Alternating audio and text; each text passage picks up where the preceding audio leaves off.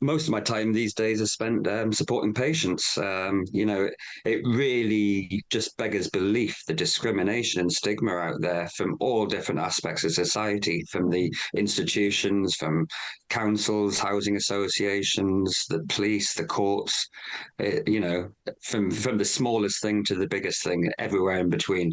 It really shows, what we've been dealing with for decades as cannabis users. The stigma and discrimination has always been there, which obviously is due to all the propaganda of the last century. But until we've actually seen this change in legislation and people with prescriptions, and even though now they're legal and they have a legal immunity to possess, to use, to drive, and so on, it's really coming out of the woodwork how big this issue is.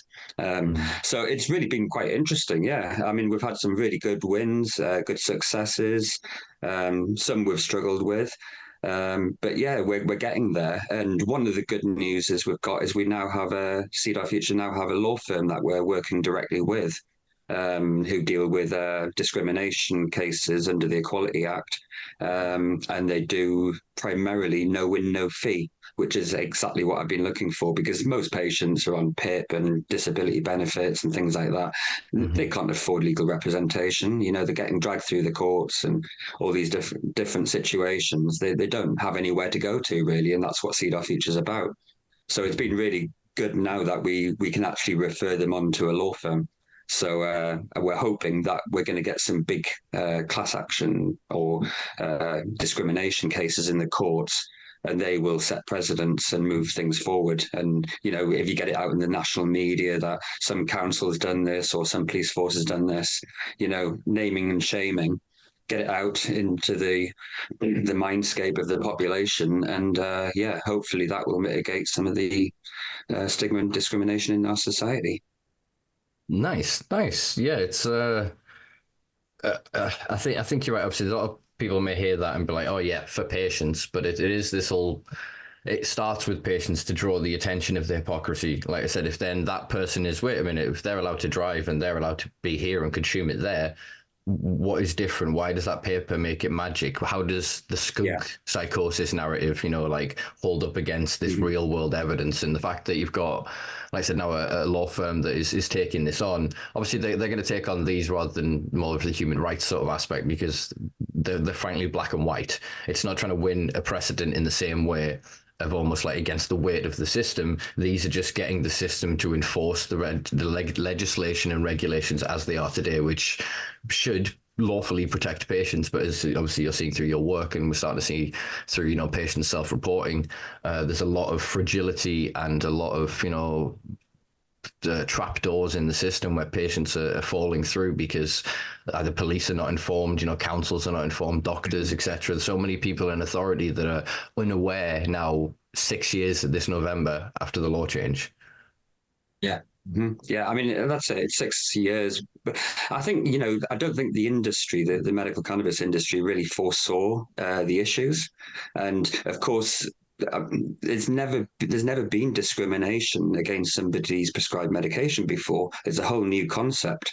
So I like to term it prescription discrimination rather than medical discrimination, because it's actually discrimination relating to what they're prescribed rather than the condition that they actually have. But that would still sit under the Equality Act because it's discrimination relating to a disability.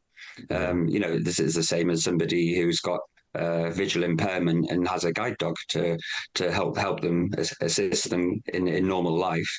They can go in with a guide dog. You go to any Weatherspoons, for instance, and there's a sign outside, no dogs unless it's an assistance dog.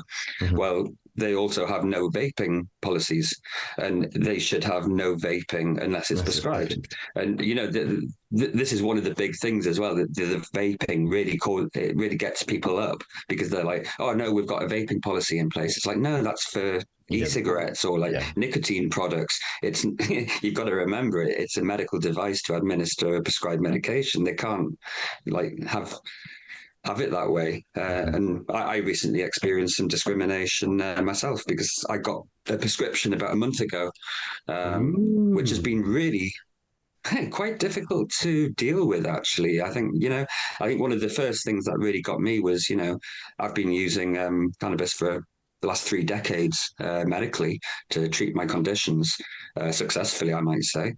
But I've always been a criminal in the eyes of the law for the majority of my adult life. Mhm. And now I'm a law-abiding citizen for the first time because I've got this piece of paper, and it's really something to get your head around. It really does kind of affect you. Mm. It's nice that I've now not got the worry of being stopped when I'm driving or stopped in the street or anything like that. But you still don't have that protection because nobody's informed. And even Yeah. when I had an experience with a hotel last week, and I went there. I said, I went in and explained, I might need to medicate. I'm not intending on, but I might need to in my room. And they were like, no, it's like we've got a no smoking policy. No, it's not smoking, it's vaping. No, we've got a no vaping policy. And even me, who knows the law inside out and deals with this on a daily basis for other patients, it was the first time I've actually experienced it firsthand, and it was Mm. really quite horrible. And I had security knocking on my hotel door, putting letters under the door, threatening me with fines and all this sort of thing. And if I can't get around it and explain these situations to these people, then how are other patients going to do it? So Yeah. it just really illustrates the severity of this. I mean, you mentioned before, yeah, patients, and yeah, it's important to point out that Seed Our Future don't just support patients who have legal prescriptions. We support anybody who uses cannabis. We are supporting people who are using cannabis without a prescription in cases. So we haven't gone to that side, if you like. Yeah. We still use our original intentions as Seed Our Future. Yeah, exactly. It's representing the cannabis consumer where the cannabis consumer is, and obviously there's now nearly 40,000 or around 40,000 people on prescription, private prescription here in the UK. So yeah, it's like you say, we have in the letter of the law for protection. In the court of law, all things being equal, without any unlawful interaction by any of the authoritative institutions, you would be found innocent of whatever infraction as long as you were within the your terms of your license, in this instance being your prescription, and within the terms of the regulations and the legislation, in this instance being the law. So if you're correct in that, yeah, you'll face the harassment, like you said, and whatever else. And you could have then sat and vaped in that room, and then they could have tried to put a 250 quid like to smoking charge onto your room or whatever, and then you could dispute that in court, take it to a court of law, and then have that defense. But as you were pointing out before, most patients don't. You've got to think how much they're actually spending on the cannabis, how much it actually costs, even if they're getting it down to, yeah, £5 a gram here with whatever cultivar from whatever clinic. I'm not going to give anybody any free airtime. That's, yeah, cheaper than market rate in a lot of places, but it's still Yeah, tenfold what it would cost to produce something better at home. So yeah. it's all multifaceted. But I think it's kind of good that you've now got a script, because yeah, you're like me. I'm in both camps, as it were. So I see the discrimination on all sides. I see the hypocrisy in real terms and real time, and it broadens the spectrum and the scope, I guess, of our awareness and our ability to act within the space. And I think patients and other, let's call them clients of Seed Our Future, and people that you end up working with will benefit from your broader experience now.